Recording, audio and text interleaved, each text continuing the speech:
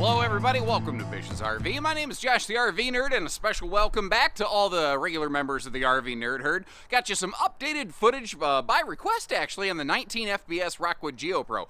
For the most part, this thing has been so blisteringly popular, they haven't gone and like reinvented the wheel, but there are a couple key little differences here that I think will make the daily use and function of the RV a little bit better. First of all, instead of that floating folding leg table, which I didn't hate before because it was kind of multifunctional and could go outside, what they've done here is they've gone with more of like a lagoon style mount where it actually bolts to the structure under the sofa. It could be like a small little mini laptop warrior station. It could be a little dining table.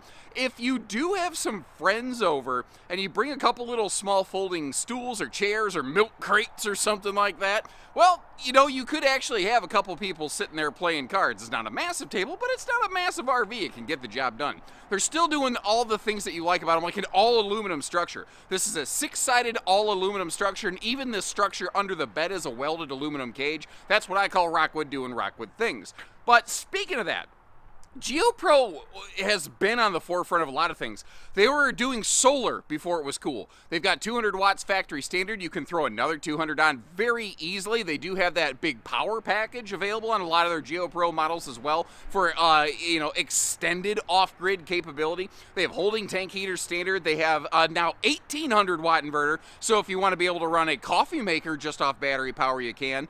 TPMS has been standard on Rockwoods for a long, long time. They were also one of the very first I ever saw that went dual ASDEL on the inside and outside layers. This model also has a true queen bed instead of a short queen or a narrow queen like most single axles, which is just a really, really rare find. Now, there's other things that are awesome about it, and there's some things that are not. We're going to share good with the bad, and I'd love to hear from you, and especially existing owners. If you have one of these, I'd love to hear about your experience owning this model in the comment section.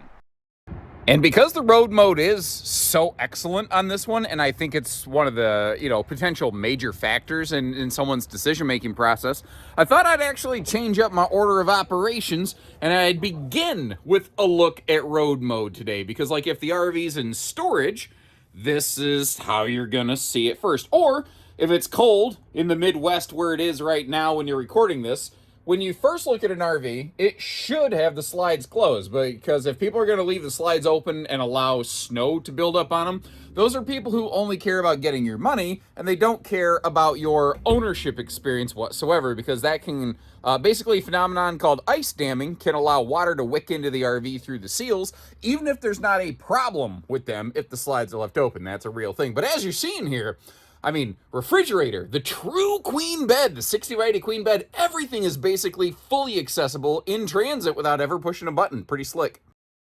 And it's funny, when you see a slide out closed open before and after like this, even though that's like one of the smallest slides you'll find in the RV industry, it's crazy how much it opens things up in here. Now, as you're seeing, again, they have that new lagoon style table right here, and I really like how they reinforce this. It's actually like bracketed and reinforced to the slide box. It's not just like 4 screws holding it on the face of some particle board, which is the industry standard from what I've seen. I feel far more confident about that. And, you can twist it, move it, bop it, flick it, however you feel. That's taking me back to my childhood. You can turn it any way you want. Like, I've got it kind of set in like hard fixed armrest mode right now, but you don't have to leave it like that. It can height adjust up, down, all kinds of different things.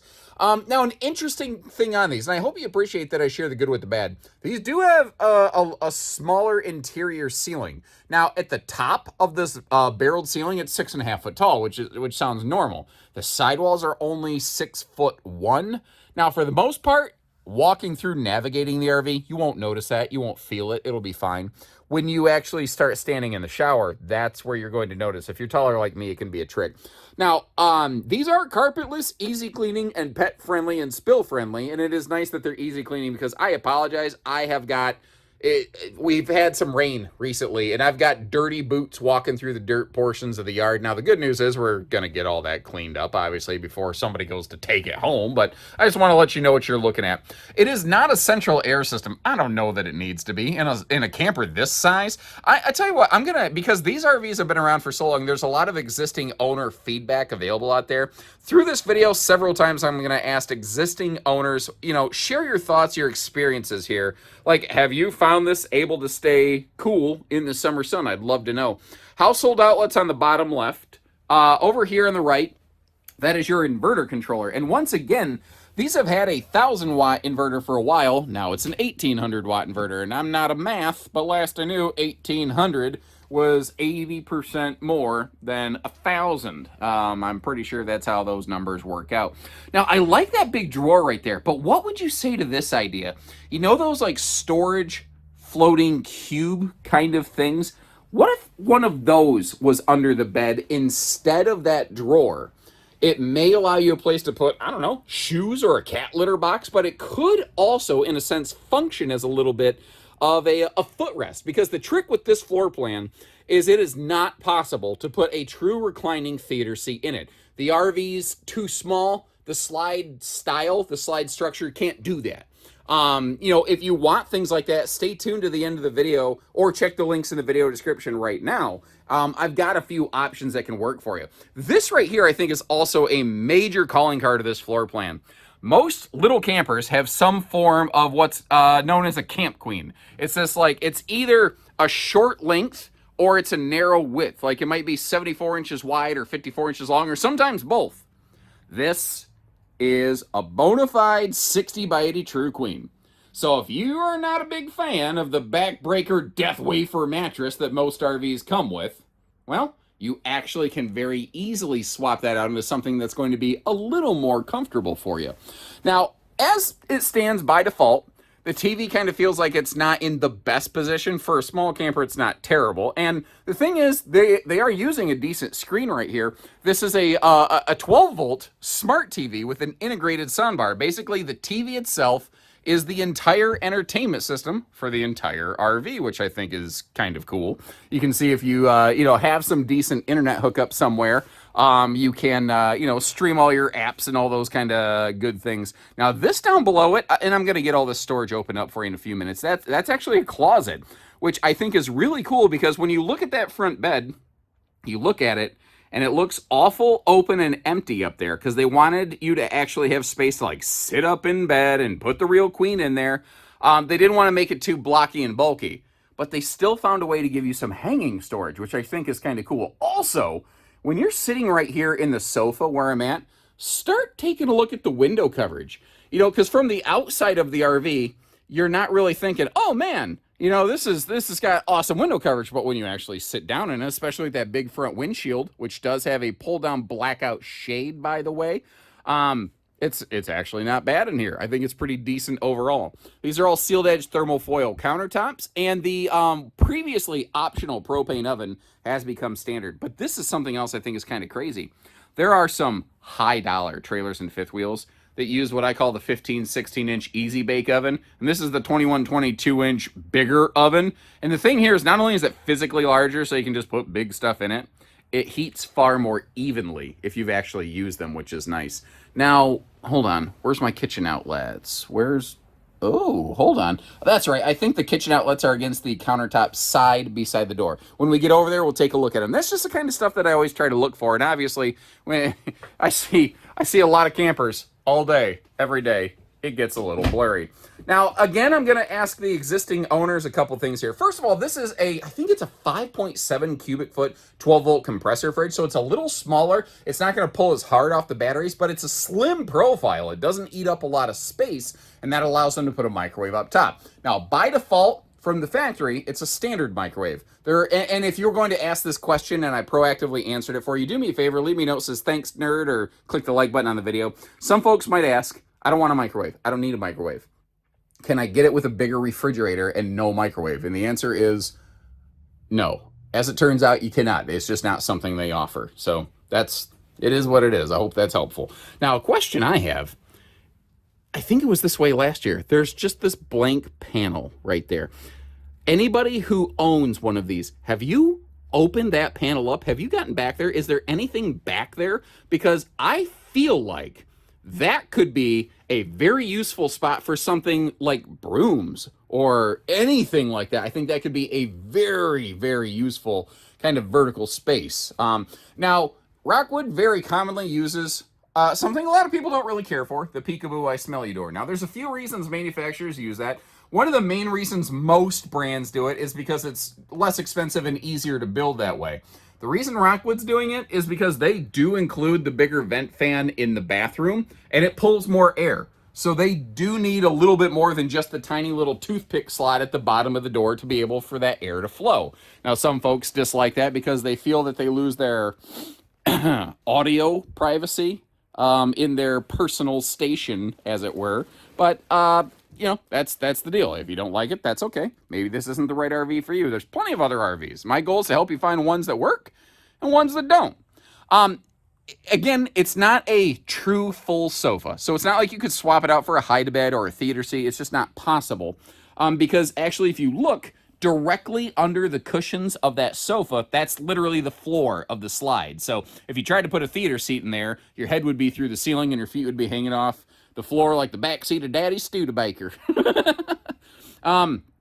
The table obviously doesn't have to be there. And actually, just to kind of give you a little bit of a pass through all the different iterations here, showing you how that table can spin around. You know, the table can spin 360 a couple different ways. So it can spin 720, as it were. But obviously, that can fold down to a little sleeper as well. It'd be good for a kid or a big dog. It's not adult size. What is it, 60, 72 inches, something like that? Looking around here, though, it is all pocket-screwed lumber core cabinetry, and for the most part, for a small RV, I do respect the storage that they have given us. One of the other really kind of cool things here in that regard is that it is all, you know, plywood box drawers. It's not particle board with a sticker wrap. You know, if you're not familiar with Rockwood, are there RVs that maybe are a little more material premium? Yes. But man, there's so many RVs that that don't live up to what they are doing here in these Geo Pro E-Pros or any of the Rockwoods or Flagstaffs. It is my personal feeling, and this is just one nerd's opinion, pound for pound, dollar for dollar. If you look at all the features versus the money that you're spending, I personally feel Rockwood is the highest value brand on the market today on average. And there's some amazing offerings out there. But if you could somehow boil down every different factor in an RV into one average mathematical figure, that's my personal feeling. Hold on, sorry, something shiny. I got distracted. The Barley Poppinator 9000 series down there. I grew up cracking open those glass 1-liter bottles of Mountain Dew off those things. That's probably why I'm so all the time. I got a large buildup of that in my system. Now the bathroom's not big, the camper's not big. They did what they could. So showing you an adult-sized guy on there, when I go to employ the butt napkins, as it were, my arm rubs on the wall. Can I do what I need to do? Yes, but it's a thing. Now, because there's some plumbing under the sink, it's not full storage. It is a slim little area in there. I'm kind of curious what owners may have done with that sort of space. And it is a mirrored medicine cabinet, just to kind of showcase for you, but I did want you to see that you do have some Lipitor storage in there. Now, over in the shower, they go with this like curtain track system so that when you're in the shower, it's not getting stuck to you like a squid attacking Jacques Cousteau underwater. But when you're sitting on the toilet, it is out of the way. So it can actually give you some elbow room versus a hard enclosure. Now, again, apologies for my dirty, stupid shoes. GeoPro's probably the mainstream brand that has brought the Shower Miser boondocking water saver system kind of to the forefront of things. And then there's the little details here, like little shower caddy, because it's tight quarters. You're not going to bend over to grab a shower bottle, and that thing ain't even useful for shower beers right there. But having these handy little pockets right here to keep stuff by is great. And if they get a little gunked up, I don't think I've ever demonstrated this on camera before. You can take them off, you can spray them down, clean them out, rawhide, whatever you got to do. Then they go back up very easily. Up top here, this is definitely one of the points of consideration for folks on this RV. It is not a tall shower. I'm a little over 6 foot, wearing some decent boot shoes today, and I got my little beanie cap on, and you can see my head's all up in the skylight. And if it was a hot sunny day, I would be searing my scalp like a steak. I got a medium rare brain today, folks. But again, we do have that bigger vent fan. And what's nice is that is one of those factory standard features. You hear me say it all the time when I do these, but that is just Rockwood doing Rockwood things. So when I see these luxury, quote, fifth wheel toy haulers and big rigs that can't use a better fan than a 4-inch fart fan in the bathroom, and I see this little single axle 20-foot camper doing it, I tell them, yeah, right. Just do better. And for towing and going, this one definitely has some very excellent qualities in that regard. First of all, the total maximum GVW of this, a little bit under 4,500 pounds, means a lot of like mid-size tow package pickups of various varieties are going to be able to handle this one safely, more comfortably. Now, I will tell you, even if you have like a good tow package mid-size pickup, like a 7,000 pound tow rating or something like that, if you're going to go through major elevation changes, this RV may be all you want to handle and potentially then some. So kind of keep little details like that in mind. Towing is not just about the math of the vehicle. Now, the outdoor griddle situation, this is something Rockwood, again, has been doing longer than almost anybody. Down below here, they used to have smaller tires, but these things ran really close to the ground, and a lot of people didn't like how close that left the sewer hookups to the ground. So they do go with a bigger tire. It is not a what do I want to say, Goodyear tire. It's a Westlake. It is imported, but I tell you what, instead of, here's what I've heard. Again, any owners who are currently out there, please share the experience that you've had with your Rockwood's factory tires, and I think everybody would appreciate it. Now, you see down below, of course, there's a gas grill cooker hooker out there. You may have also noticed a belly-mounted spare tire and the Stinky Slinky sewer caddy tube down there, because even though this RV has a very nice front pass-through, sometimes you want to keep your sewer stuff away from everything else, and that's a really good way to be able to accomplish that.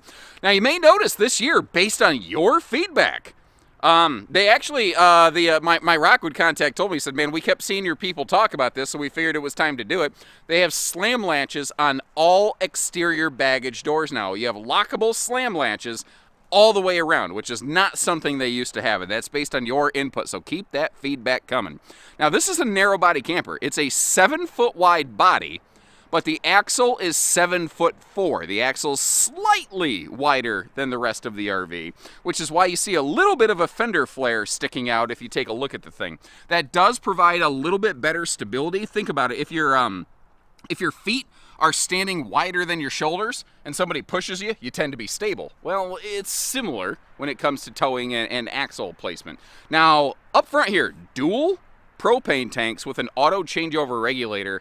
It's not that no one's ever done it on a single axle camper.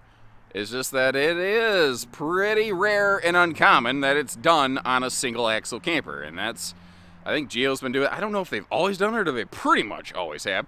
They have stuck with a gas electric direct spark ignition fast recharge water heater. I've been told by a lot of viewers that those are a little better option for boondock use. I am a park camp enthusiast myself, so I will defer to your experience there, and I appreciate that because your input has definitely helped me learn a lot of different things. These also do have a tinted frameless window package all the way around. Now those frameless windows open for airflow. They tilt open, but they don't tilt open far, and they don't tend to get amazing airflow. That is kind of one of those areas where that big XL bathroom vent fan can really help overcome that potential deficiency, especially in a small box like this.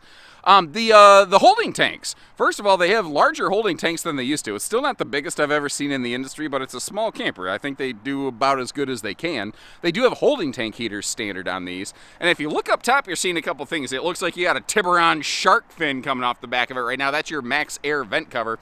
And that is another one of those Rockwood doing Rockwood things. You could slap those vent covers on almost any RV for, I don't know, $75, $95, something like that.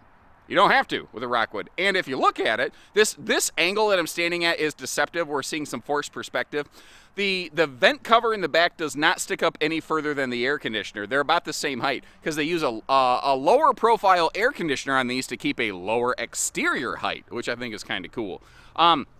A lot of people have been asking what slide systems do different RVs use. They're not always familiar with being able to identify them. This is a Schwintek slide system. It's 12-volt operated, like pretty much every slide. It does go directly in or out. Couple key things with this. You want to make sure you run that slide all the way in or all the way out without taking a break halfway in or out, if at all possible. That's just kind of how these like to operate the best. Now, someone's going to say they put a water hookup above the electrical. First of all, it's a black tank flush, and yes, it is. You may have some water dripping down onto here. I think people forget sometimes that RVs are, they're intended to be used outdoors, and it might rain outdoors. And if it was raining outside and you were in your RV when it was plugged in, you probably wouldn't flinch. But when you see something like this, it looks goofy. I get it. It's really not a problem. But I get the concern. This is a single-headed sewer monster, by the way. You have but a lone crap cap, if you will, so you don't have to juggle your sewer hose stuff around. It also, they're using the Lippert Quick Drop stabilizers, which is a faster and far more stable stabilizer system as compared to classic scissor jacks. So that's another more recent upgrade in the last couple years. This is another thing, I think they added this last year, the 300-pound receiver hitch on the back right here. So if you want to add a bike rack, you want to add a small generator, something like that, it's built from the factory to be able to accept those things without screwing up your warranty trying to bolt something on a bumper later on. So that's another one of those things. Now, they have also changed their floor construction on this. Basically, more reinforcement. It's a tongue and groove plywood floor decking atop a aluminum structure. Same thing they do in their biggest, heaviest trailers and fifth wheels. They're doing right here, which is kind of nice. And we already talked about this, the griddle situation. Now, there is one thing that is a little bit goofy on this. They do one outside speaker. So thanks again for tuning in. Obviously, like I said, they didn't reinvent the wheel, but when it's turning this good, I don't think you need to. That's just my 2 cents. Now, I will leave you some links in the video description, of course, to check for pricing and availability. And remember, Flagstaff E-Pro, Rockwood Geo Pro, literally the same thing. They just have slightly different stickers. They are eye-freaking-dentical. Don't let anyone ever tell you otherwise.